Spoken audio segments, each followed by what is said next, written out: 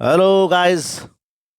जैसा कि आप लोगों से पिछली directive principles of state policy की वीडियो में प्रॉमिस किया गया था कि आप लोगों के लिए उस टॉपिक के बेस्ड एक वीडियो लाई जाएगी, एमसीक्यूज़ की, मल्टीपल चॉइस क्वेश्चंस की या ऑब्जेक्टिव क्वेश्चंस की। तो उस वीडियो के साथ आज मैं आप लोगों के सामने प्रेजेंट हुआ हूँ। और जिन लोगों ने मेरी पिछली वीडियो देखी है उनको ये क्विज़ सॉल्व करने में बहुत मज़ा आएगा और बहुत अच्छा लगेगा। एक कॉन्फिडेंस बूस्ट होगा। जिन लोगों ने मेरी पिछली वीडियो नहीं सुनी उनसे रिक्वेस्ट है कि पहले पिछली वीडियो सुन लीजिए। Directive principles of state policy, राज्य के नीति निर्देशक तत्व, एक बहुत ही इम्पोर्टेंट टॉपिक है। इससे क्वेश्चंस आने के चांसेस बहुत ज़्यादा रहते हैं। तो उस टॉपिक को, उस वीडियो को आप अगर पहले ढंग से सुन लेंगे तो एक तो वो टॉपिक जो है आपको पूरा कवर हो जाएगा, पूरा अच्छे से समझ में आ जाएगा। और उसके क्वेश्चंस जो एमसीक्यूज इस वीडियो में हैं वो सॉल्व करने में बहुत आसानी रहेगी। और एग्जामिनेशंस में जब आपको इस तरह के क्वेश्चन मिलेंगे तो वहाँ पे आप सक्सेसफुली अटेम्प्ट कर पाएंगे। तो दोस्तों, पहला क्वेश्चन शुरू करते हैं। संविधान के 42वें संशोधन द्वारा निम्नलिखित में से कौन सा सिद्धांत राज्य के नीति निर्देशक तत्वों में जोड़ा गया था? यानी कि 42nd कॉन्स्टिट्यूशनल अमेंडमेंट एक्ट से कौन सा प्रोविजन जोड़ा गया था इन चार ऑप्शंस में से? ए, पुरुष और स्त्री दोनों के लिए समान कार्य का समान वेतन। बी, उद्योगों के प्रबंधन में कामगारों की सहभागिता। सी, काम, शिक्षा और सार्वजनिक सहायता पाने का अधिकार। डी, श्रमिकों के लिए निर्वाह योग्य वेतन एवं काम की मानवीय दशाएं सुरक्षित करना। याद करिए पिछली वीडियो, उसमें मैंने आपको किस आर्टिकल से, किस कॉन्स्टिट्यूशनल अमेंडमेंट एक्ट से कौन सा आर्टिकल ऐड किया गया था या कौन सा प्रोविजन ऐड किया गया था ये बताया था। उसमें एक चार्ट प्रोवाइड कराया गया था। अगर आप याद करेंगे कि एक आर्टिकल था 43A, to take steps to secure the participation of workers in the management of industries. ये आर्टिकल जो है 42nd कॉन्स्टिट्यूशन अमेंडमेंट एक्ट से जोड़ा गया था। तो इट मीन्स इसका आंसर है उद्योगों के प्रबंधन में कामगारों की सहभागिता। Answer is B. Now the next question is, which of the following provisions of the directive principles of state policy are based on the western liberal principles? First, separation of judiciary from executive to promote cottage industry. Third, to organize agriculture and animal husbandry. And fourth one is secure a decent standard of living for all workers. इसमें आपसे पूछे हैं कि इनमें से, इन चार में से कौन से वेस्टर्न लिबरल प्रिंसिपल्स पे बेस्ड हैं। अब इन्होंने ऑप्शंस दिए हैं, A 1 and 2, B 2nd and 3rd, C 1st and 3rd, D all of these. याद करने की कोशिश कीजिए, पिछली वीडियो में आपको सोशलिस्टिक, गांधीयन प्रिंसिपल्स और वेस्टर्न लिबरल प्रिंसिपल्स के बेस्ड पे लिस्ट प्रोवाइड कराई गई थी। अगर आपको गांधीयन प्रिंसिपल्स याद हो तो उसमें था टू प्रमोट कॉटेज इंडस्ट्री।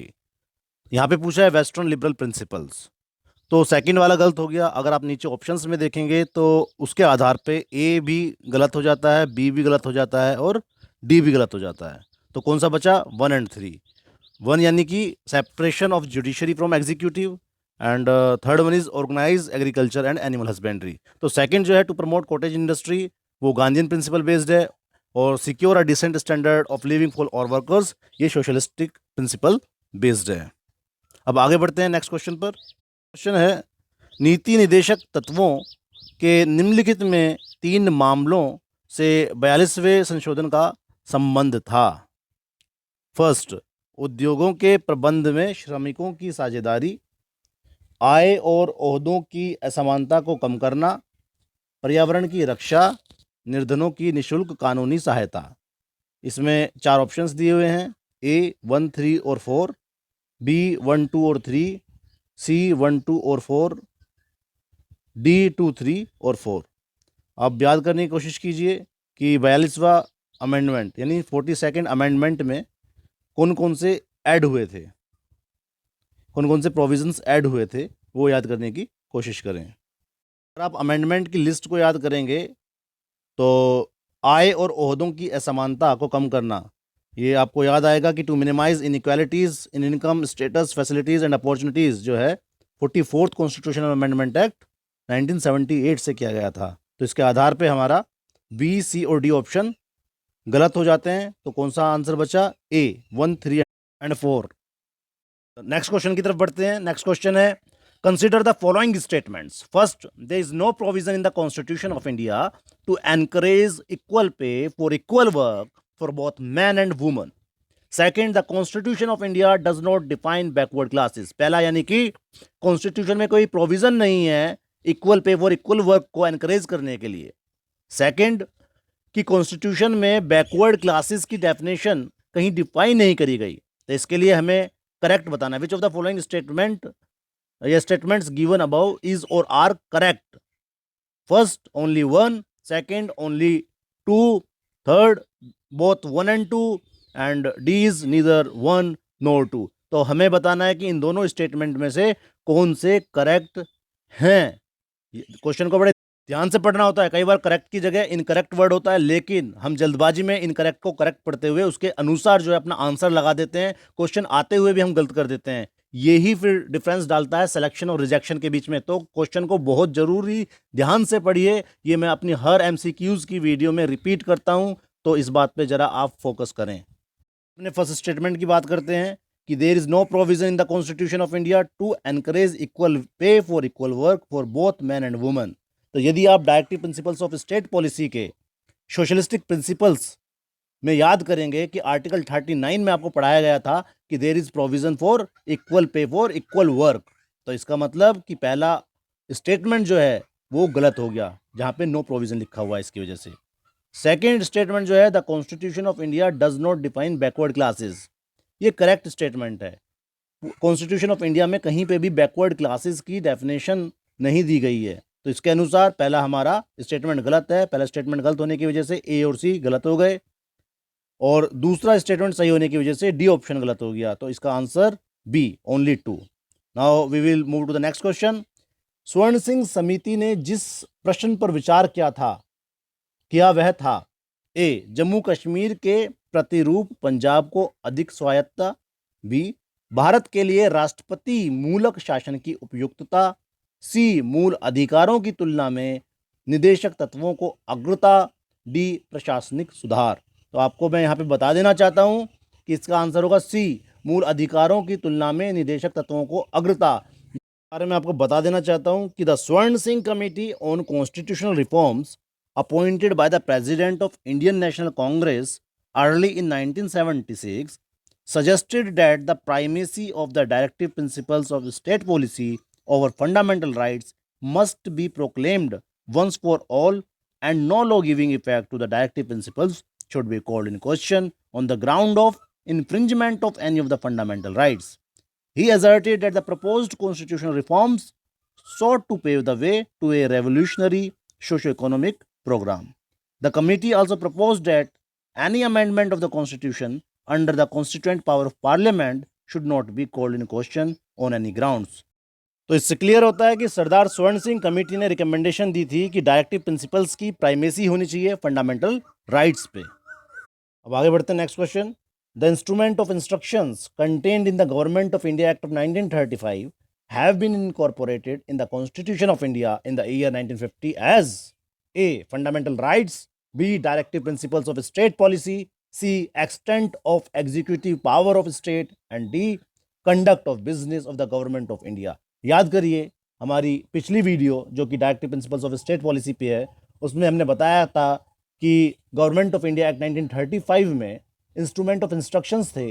वो इंस्ट्रक्शंस थे जो कि गवर्नर जनरल या इंडियन कॉलोनीज़ के जो गवर्नर्स थे उनके लिए, कि उनको अपने पॉलिसी में क्या इंस्ट्रक्शंस को फॉलो करना है। तो इसी तरह हमारे कॉन्स्टिट्यूशन में, कॉन्स्टिट्यूशन ऑफ इंडिया में 1950 के अंदर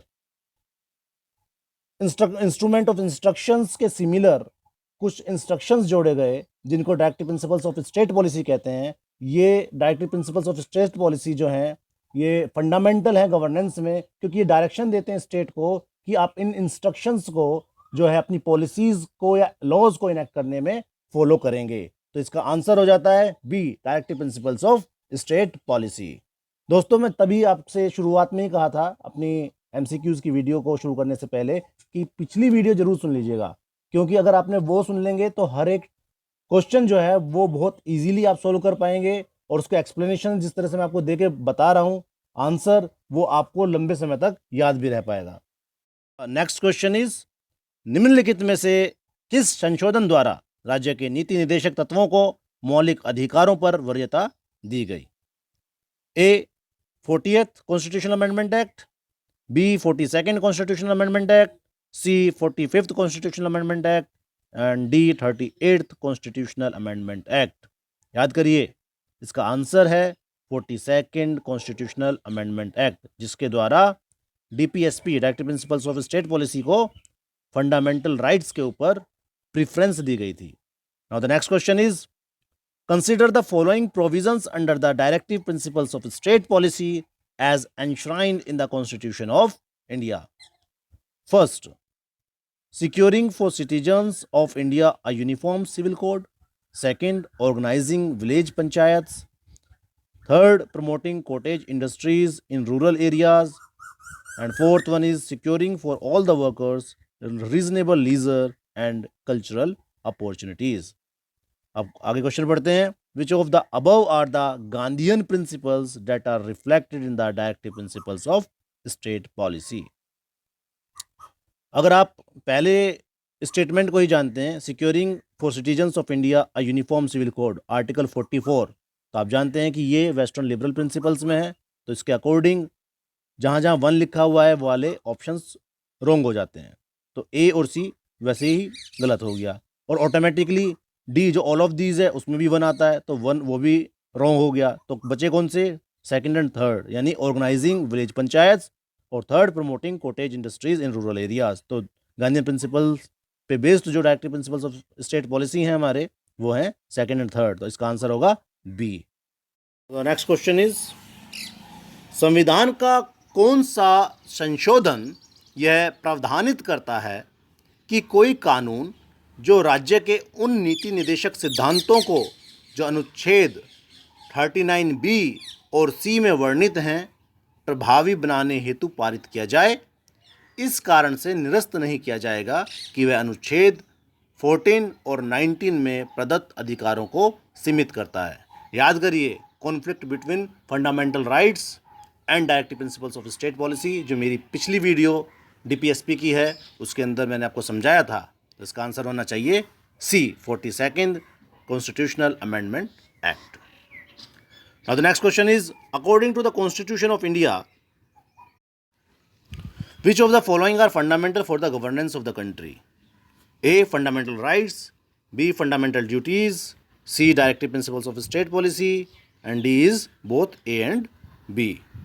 तो आपको मैंने कई बार बताया है कि fundamental in the governance of the country जो हैं वो हैं directive principles of state policy, तो इसका आंसर हो गया C. Now the next question is, निम्नलिखित में से कौन सा एक राज्य का नीति निर्देशक सिद्धांत संविधान के बाद में जोड़ा गया, यानी कि कॉन्स्टिट्यूशनल अमेंडमेंट एक्ट से जोड़ा गया है, वो हमको बताना है कि इनमें से कौन सा प्रोविज़न है। ए ग्राम पंचायतों का संगठन, बी गोवध निषेध, सी मुफ्त कानूनी सलाह और डी समान नागरिक संहिता। तो इसका आंसर है सी, मुफ्त कानूनी सलाह। क्यों? कौन से अमेंडमेंट से जोड़ा गया था? 42nd constitutional amendment act of 1976 से। कौन सा आर्टिकल? Article 39A। तो इसका आंसर हो गया C. Now the next question is, भारतीय संविधान के 42वें संशोधन द्वारा राज्य के नीति निर्देशक तत्वों में जो परिवर्तन किए गए उनके संबंध में निम्नलिखित में कौन से वक्तव्य सही हैं? फर्स्ट, इसने राज्य को नागरिकों को निःशुल्क कानूनी सहायता का प्रावधान करने के लिए सक्षम बनाया। सेकंड, इसने राज्य के द्वारा उपक्रमों के प्रबंधन में कामगारों की सहभागिता प्राप्त करने की व्यवस्था की। थर्ड, इसने दहेज प्राप्ति को दंडनीय अपराध बनाया। अगर आप याद करेंगे हमारे सोशलिस्टिक प्रिंसिपल्स, तो उसमें हमने फर्स्ट और सेकंड जो स्टेटमेंट्स दिए हुए हैं वो दोनों पढ़े हैं, और थर्ड जो स्टेटमेंट है वो तो कहीं पे भी नहीं पढ़ा है। और फर्स्ट और सेकंड जो स्टेटमेंट है दोनों ही 42nd कॉन्स्टिट्यूशनल अमेंडमेंट एक्ट से जोड़े गए हैं, जो आपको लिस्ट प्रोवाइड गई थी, कराई गई है पिछली वीडियो में। जिसमें सेपरेट हमने बना रखे हैं कि 42nd कॉन्स्टिट्यूशनल अमेंडमेंट एक्ट से कौन से जोड़े गए हैं, 44th से कौन से, 86 से कौन से और 97 से कौन से। तो उसमें आप पाएंगे कि फर्स्ट और सेकंड जो हैं वो 42nd कॉन्स्टिट्यूशनल अमेंडमेंट एक्ट से जोड़े गए हैं। तो इसका आंसर हो गया A, first and second. Now the next question is, भारत के कल्याणकारी राज्य होने का विचार पाया जाता है ए, संविधान की प्रस्तावना में, बी, मौलिक अधिकारों में, सी, राज्य के नीति निर्देशक तत्वों में, डी, ए तथा सी दोनों में। यानी कि संविधान की प्रस्तावना में और राज्य के नीति निर्देशक तत्वों में। तो इसका आंसर है आंसर डी, संविधान की प्रस्तावना यानी प्रियम्बल में भी एक वेलफेयर स्टेट की बात होती है, और directive principles of state policy यानी राज्य के नीति निर्देशक तत्वों में भी एक कल्याणकारी राज्य यानी वेलफेयर स्टेट की बात होती है। तो इसका आंसर हुआ डी, ए तथा सी दोनों में। Now the next question is, राज्य के नीति निर्देशक तत्वों को लागू करना किसका कर्तव्य है? ए, किसी का नहीं, बी, राज्य का, सी, केंद्रीय शासन का ही केवल, डी, भारत के सभी नागरिकों का। आपको आर्टिकल 36 पढ़ाया था जिसमें स्टेट की डेफिनेशन है, और आर्टिकल 37 जिसमें स्टेट की रेस्पॉन्सिबिलिटी बताई है कि directive principles of state policy को इम्प्लीमेंट किया जाए। तो इसका आंसर है बी, राज्य का। Now the next question is, निम्नलिखित में से कौन सा एक राज्य के नीति निर्देशक सिद्धांतों का उद्देश्य नहीं है? नहीं है, यहाँ पे वर्ड है नहीं। ए, एक कल्याणकारी राज्य की स्थापना करना, बी, सामाजिक आर्थिक न्याय को सुनिश्चित करना, सी, एक धार्मिक राज्य की स्थापना करना, डी, एक धर्मनिरपेक्ष राज्य की स्थापना करना। तो इसका आंसर होगा सी, एक धार्मिक राज्य की स्थापना करना। संविधान में कहीं पे भी नहीं लिखा हुआ कि एक धार्मिक राज्य की स्थापना करना है। कॉन्स्टिट्यूशन में हमेशा सेकुलर वर्ड की बात की गई है और एक धर्मनिरपेक्ष राज्य की बात की गई है। तो इसका आंसर जो होगा वो सी होगा। सी जो है एक उद्देश्य नहीं है। Now the next question is, समान कार्य के लिए समान वेतन भारत के संविधान में सुनिश्चित किया गया है। एक क्या है? मौलिक अधिकार, फंडामेंटल राइट है क्या? बी, राज्य के नीति निर्देशक सिद्धांतों का अंग है। बी, सी है मौलिक कर्तव्य, फंडामेंटल ड्यूटी है क्या? डी, आर्थिक अधिकार है, इकोनॉमिक राइट है क्या? तो इसका आंसर है B, directive principles of state policy. हमने आर्टिकल 39 में कि equal pay for equal work. Question है, निम्नलिखित में से कौन सा या से राज्य के नीति के निर्देशक तत्वों में शामिल हैं? पहला स्टेटमेंट है, मानव के दुर्व्यापार और बालात श्रम का प्रतिषेध। दूसरा, मादक पेयों और स्वास्थ्य के लिए हानिकर औषधियों के औषधीय प्रयोजनों से भिन्न उपभोग का प्रतिषेध।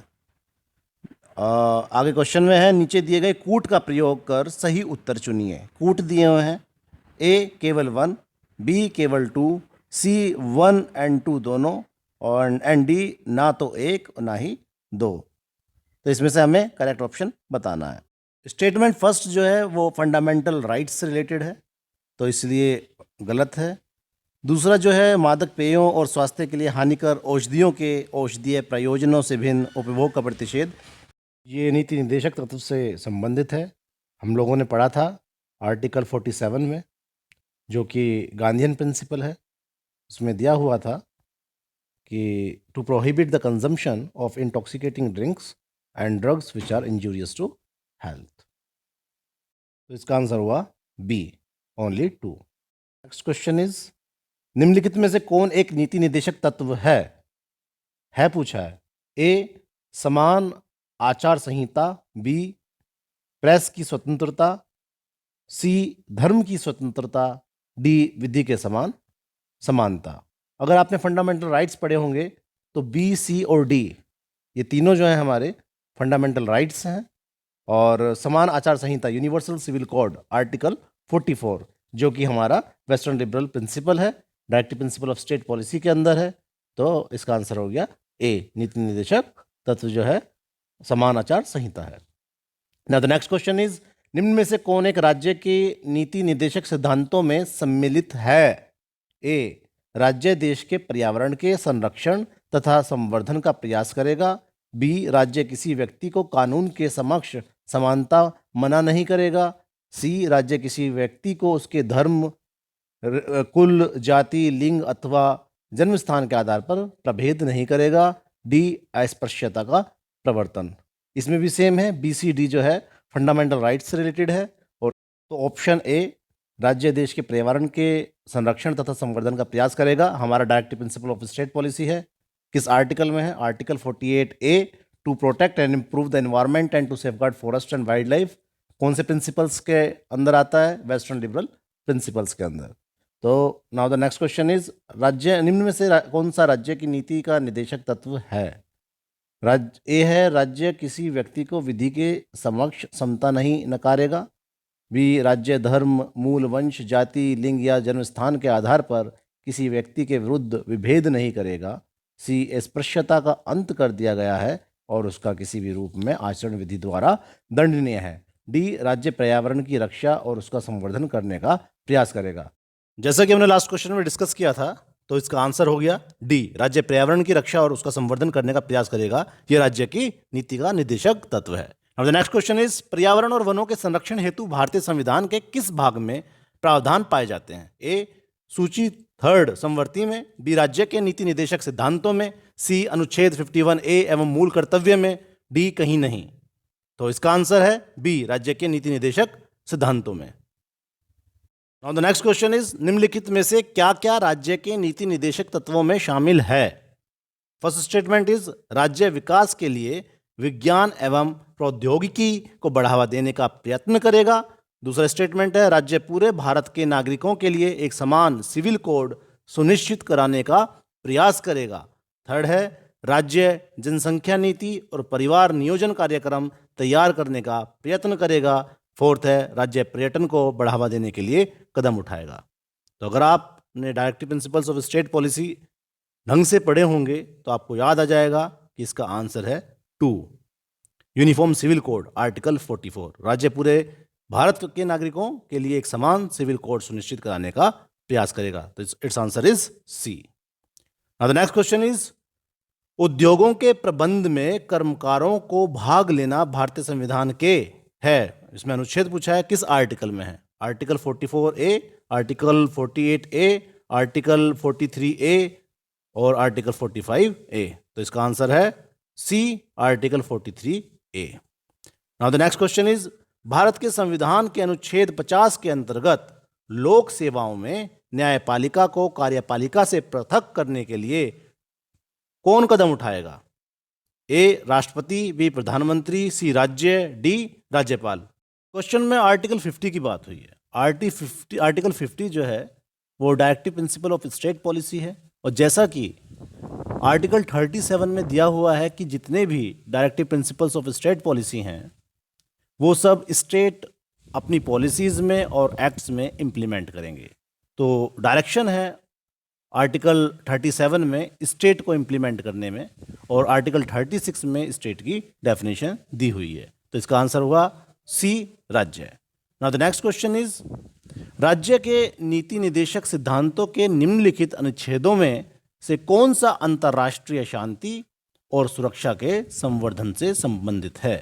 हम आर्टिकल 51 अगर पढ़ते हैं तो उसके अंदर ये प्रोविज़न है, उसके अंदर लिखा हुआ है, to promote international peace and security and maintain just and honourable relations between nations, to foster respect for international law and treaty obligations and to encourage settlement of international disputes by arbitration. ये western liberal principle है और इसका answer हो गया A, 51। Now the next question is, भारतीय संविधान में राज्य के नीति निदेशक सिद्धांत, फर्स्ट स्टेटमेंट, देश के शासन में मूलभूत महत्व के हैं। सेकंड, न्यायालयों द्वारा लागू नहीं कराए जा सकते। थर्ड, राज्य का कर्तव्य है कि विधि निर्माण में उनका सम्मान करे।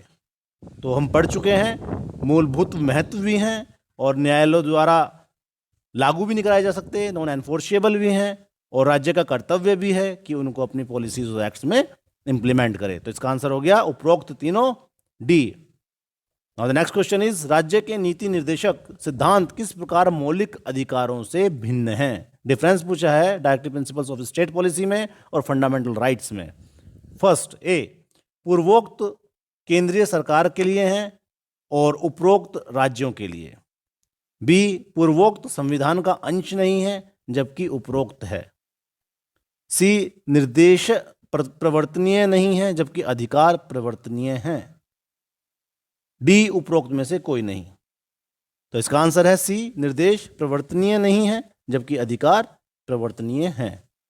यानी कि directive principles of state policy जो है वो एनफोर्सेबल नहीं है, जबकि फंडामेंटल राइट्स जो हैं वो एनफोर्सेबल हैं। Now the next question is मूल अधिकारों एवं निदेशक सिद्धांतों के बीच संबंधों की वर्तमान स्थिति के विषय में निम्न में से कौन सा एक वक्तव्य सही है?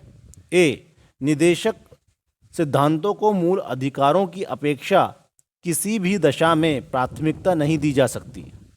बी, मूल अधिकारों की अपेक्षा निदेशक सिद्धांतों को सदैव प्राथमिकता दी जाती है। सी, निदेशक सिद्धांतों की अपेक्षा मूल अधिकारों को सदैव प्राथमिकता दी जाती है।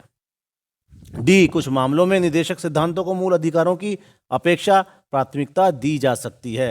यदि हमारी पिछली वीडियो जो कि directive principles of state policy पे हैं उसमें एक टॉपिक पढ़ाया है फंडामेंटल राइट्स और directive principle of state policy में अगर कॉन्फ्लिक्ट होता है तो कौन से की प्राइमेसी होगी, अगर उसको आप ढंग से पढ़ेंगे, ढंग से सुनेंगे तो आपको पता चल जाएगा। इट्स आंसर इज डी, कुछ मामलों में निदेशक सिद्धांतों को मूल अधिकारों की अपेक्षा प्राथमिकता दी जा सकती है। Now the next question is Bharat सरकार अधिनियम 1935 में अंतर्विष्ट अनुदेश प्रपत्र इंस्ट्रूमेंट ऑफ इंस्ट्रक्शंस को वर्ष 1950 में भारत के संविधान में किस रूप में समाविष्ट किया गया? पहले ही पढ़ चुके हैं इस क्वेश्चन को। इसका आंसर है राज्य के नीति के निदेशक तत्व। बी, भारतीय संविधान के कितने अनुच्छेदों में राज्य के नीति निर्देशक तत्वों का उल्लेख पाया जाता है? ए, अनुच्छेद 36 to 51, B, article 36 to 52, C, article 36 to 53 and D, article 36 to 54। पढ़ा चुके हैं आपको कि आर्टिकल 36 to 51 जो है directive principles of state policy से डील करता है, तो आंसर हो गया इसका A. Now the next question is संविधान के कौन से अनुच्छेद में यह प्रावधान किया गया है कि राज्य समस्त भारत में एक समान नागरिक संहिता लागू करने का प्रयास करेगा? यानी कि यूनिफॉर्म सिविल कोड किस आर्टिकल में मेंशन्ड है? और अब एक बार ऑप्शंस पढ़ लेते हैं। ए, आर्टिकल 44, बी, आर्टिकल 46, सी, आर्टिकल 10, डी, आर्टिकल 42। तो इट्स आंसर इज आर्टिकल 44, अनुच्छेद 44। So answer is a. Now the next question is Roman Catholic पादरी केस जॉन वालन मार्टन बनाम भारत संघ संबंधित है? ए, एक समान सिविल संहिता कानून से, बी, एक समान हिंदू संहिता कानून से, सी, एक समान हिंदू तथा क्रिश्चियन दोनों कानूनों से, डी, उपयुक्त में से कोई नहीं। तो इसका आंसर है एक समान सिविल संहिता कानून से। रोमन कैथोलिक पादरी केस जो है जॉन वालन मार्टन बनाम भारत संघ जो केस है वो रिलेटेड है यूनिफॉर्म सिविल कोड से, आर्टिकल 44 से, तो इसका आंसर हो गया A. Now the next question is निम्नलिखित में से किसने नीति निर्देशक तत्वों को ऐसा चेक बताया है जिसका भुगतान बैंक की सुविधा पर निर्भर करता है? ऑप्शंस हैं ए के Iyer, B, H Kunzru, C, H we Kamat और डी, के टी शाह। याद करिए पिछली video directive principles of state policy में, उसमें हमने 3 स्टेटमेंट पढ़े थे। एक स्टेटमेंट था ग्रीनवॉले ऑस्टिन, दूसरा डॉक्टर बी आर अम्बेडकर, तीसरा प्रोफेसर के टी शाह। तो प्रोफेसर के टी शाह ने कहा था कि directive principles of state policy एक ऐसा चेक है जिसका भुगतान बैंक की सुविधा पर निर्भर करता है। उन्होंने इसको नीडलेस फ्रॉड भी बताया था, तो इसका आंसर है डी, के T Shah. Now the next question is राज्य के नीति निदेशक तत्व संविधान की आत्मा है जो संविधान के सामाजिक दर्शन को समाविष्ट करते हैं। उपरोक्त कथन कहा गया था से हमारे फर्स्ट एच.एम. सिरवई द्वारा, बी आर अम्बेडकर द्वारा, सी, के सी वेरे द्वारा, डी, ग्रीनवेल ऑस्टिन द्वारा। तो इसका आंसर है डी, ग्रीनवेल ऑस्टिन ने कहा था राज्य के नीति निदेशक तत्व संविधान की आत्मा। नेक्स्ट क्वेश्चन इज मनरेगा कार्यक्रम निम्नलिखित में से भारतीय संविधान के किस अनुच्छेद को लागू करने हेतु लाया गया है? ए, अनुच्छेद 43, बी, अनुच्छेद 45, सी, अनुच्छेद 47, डी, अनुच्छेद 50। तो इसका आंसर है अनुच्छेद 43, आर्टिकल 43। क्यों? क्योंकि आर्टिकल 43 में दिया हुआ है to secure a living wage a decent standard of life and social and cultural opportunities for our workers। ये एक सोशलिस्ट प्रिंसिपल है। तो इम्पोर्टेंट क्वेश्चन है, याद रखिएगा। इस वीडियो में बस इतना ही, और आशा करता हूँ कि आपको पसंद आई होगी। वीडियो पसंद आई है तो लाइक करें, शेयर करें, सब्सक्राइब करें और बेल आइकन प्रेस करें, जिससे कि आपको आने वाली अपडेट्स मिल सकें। Thank you. जय हिंद। हेलो गाइस, जैसा कि आप लोगों से पिछली